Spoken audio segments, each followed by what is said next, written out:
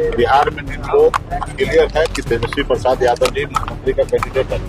और आप अपने आप को कहते हैं कि शेर के बच्चे हैं, तो शेर के बच्चे ऐसा नहीं होते हैं कि आधे सीट पर लड़ते। उस समय आप डर गए, तो अभी क्या लड़िएगा?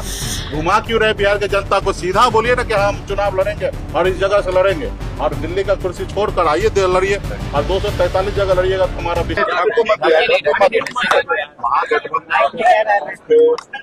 ये बात तो सही है कि अभी कोऑर्डिनेशन कमेटी का जो अध्यक्ष बने तेजस्वी जी, और निश्चित तौर पे ये कांग्रेस पार्टी का कहना है बिहार में निर्विरोध क्लियर है कि तेजस्वी प्रसाद यादव जी मुख्यमंत्री का कैंडिडेट है। हाँ, ये बात सही है कि सभी दल चाहते हैं, कांग्रेस पार्टी भी या चाहे वीआईपी हो या लेफ्ट पार्टी हो, सभी लोग चाहते हैं कि सब चीज एक साथ में क्लियर हो जाए कि राज्य में डिप्टी सीएम कौन बनेंगे, कौन पार्टी कितने सीट पर लड़ेंगे, कहाँ लड़ेंगे। ये सारे चीज क्लियर होंगे तो सीएम का भी चेहरा भी क्लियर हो ही जाएंगे। सीएम के चेहरा पे कोई विवाद नहीं है, ठीक है। सीएम के चेहरा पे कोई पार्टी दावेदारी करेंगे तब ना विवाद होगा। जब कोई नॉमिनेशन ही नहीं कर रहे हैं तो फिर दूसरा आदमी का जीतने का तो सवाल ही नहीं पैदा हो रहा। हाँ, अगर कांग्रेस पार्टी बोले कि हमारे दल से कोई सीएम का कैंडिडेट है, तब इस पे कोई चर्चा हो सकता है। रहा कि जेन्युइन बात है कि अगर गठबंधन में सारे चीज एक साथ में क्लियर हो गए, और अभी तक एनडीए का भी कुछ नहीं है, तो हम लोगों को समय रहते हुए 12 तारीख को भी बैठक है हम लोगों का। इसी तरीके से हम लोग लगातार बैठक कर रहे हैं। हमारे सब कमेटी है वो भी आपस में बैठक कर रहे हैं। पूरे बिहार प्रदेश में जिला अध्यक्ष, प्रखंड अध्यक्ष, सभी पार्टी का आपस में बैठकर मीटिंग कर रहे हैं।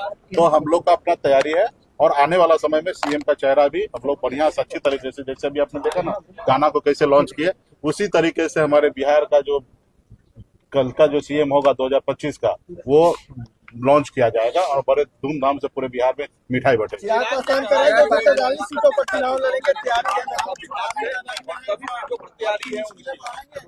तो लड़ना चाहिए, हमारा शुभकामना है उनको कि बिहार में चुनाव लड़ना चाहिए। मेरा विशेष शुभकामना है कि 243 पे भी लड़ ले।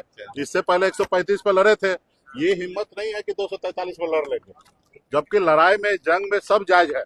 जब आपने उस समय में इंडिया महागठबंधन एनडीए को हराने के लिए मैदान में उतरा, तो बताइए एक आदमी से आप क्यों लड़े नीतीश कुमार जी से? उस समय ही आप अपनी ताकत दिखाते हैं। आप स्वर्गीय रामविलास पासवान जी का बेटा है, और आप अपने आप को कहते हैं कि शेर के बच्चे हैं। तो शेर के बच्चे ऐसा नहीं होते हैं कि आधे सीट पर लड़ते। उस समय आप डर गए, तो अभी क्या लड़िएगा? जब तक मोदी जी 29 तक देश में सरकार में रहेंगे, तब तक चिराग पासवान जी उनके पीछे पीछे चलेंगे।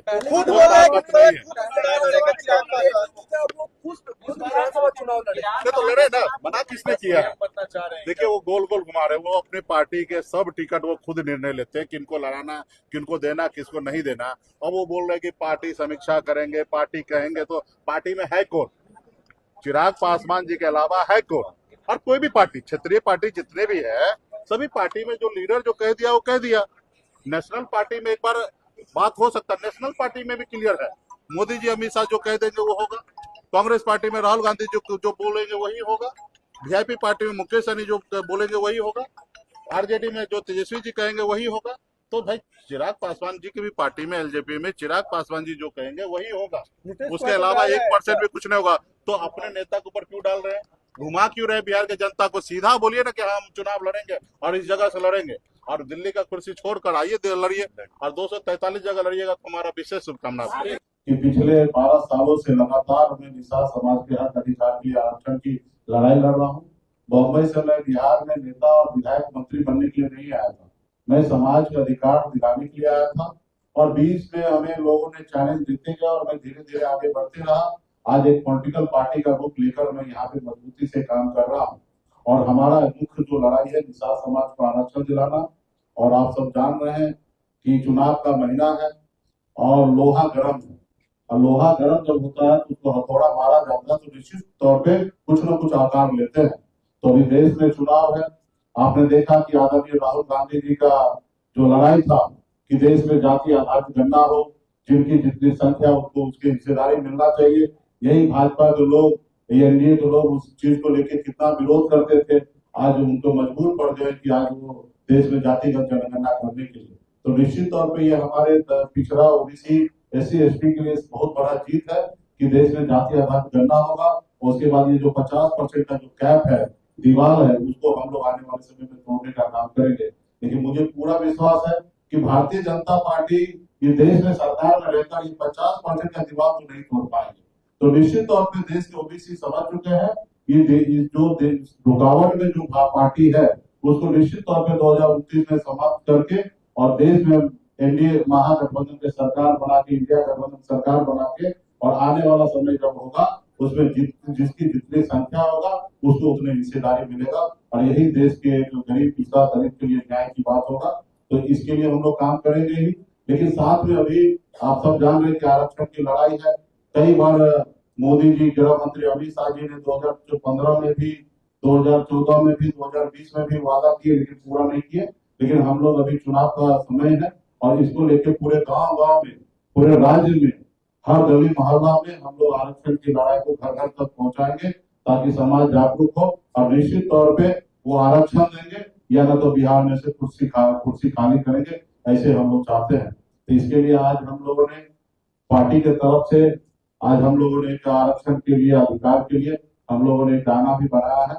गांव गांव तक ये गाना को पहुंचाया जाएगा और इसको गाना के लिए हम लोग आज समय सेट किए हैं और आप लोग इस गाना को सुनिए। और आप लोग भी, मीडिया साथी से भी यही अनुरोध है कि आप लोग भी हमें गरीब पिछड़ा समाज की आवाज को बुलंद कीजिए, क्योंकि हमारा आवाज जो है आप भी लोग गाँव गाँव तक पहुंचा सकते हैं। तो निश्चित तौर पे आज मुकेश अली जहाँ पे भी पहुंचा है तो वहां पे आपका भी बहुत बड़ा योगदान रहा है। पक्षपात थोड़ा बहुत हुआ है लेकिन उसको भी हम लोग भूलते हैं, लेकिन जो जितना भी आपने हमारे लिए किया वो काफी है, क्योंकि ऐसे समय में जब आप लोगों ने हमें बिहार में प्रदेश में पहचान दिलाया, तो इसके लिए आप सभी को धन्यवाद। और गाना प्ले किया जाए। बीजेपी मतलब बड़का झूठा पार्टी, सही ना?